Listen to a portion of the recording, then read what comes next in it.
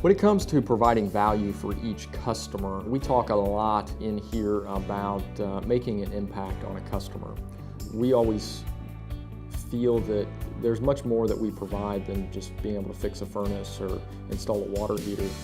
Now you can find us online where we're doing videos on different pieces of plumbing and heating and really just trying to educate.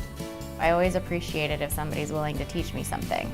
It helps me feel like I'm in a position where I can take care of my home, but it also helps me build trust that when there is something I can't handle, I know who I can call. I've seen a couple of the YouTube videos, and that was pretty helpful in situations that we didn't know if we needed to make a service call or not. Can we give them more value so that, there again, if it's something simple, they don't need to take off work so that one of our guys can come out only to show them that, oh, this is just a little minor thing, or hey, you ought to place this over here, it'll work a lot better, whatever it may be. Obviously, when that problem escalates into something that is unfamiliar, we're always here to take care of you. But at the same time, we want to make all of that education readily available to customers. And I've looked up a couple of the videos that Chad posts just to look for recommendations on tankless water heater, for instance, and other things, and found them quite useful.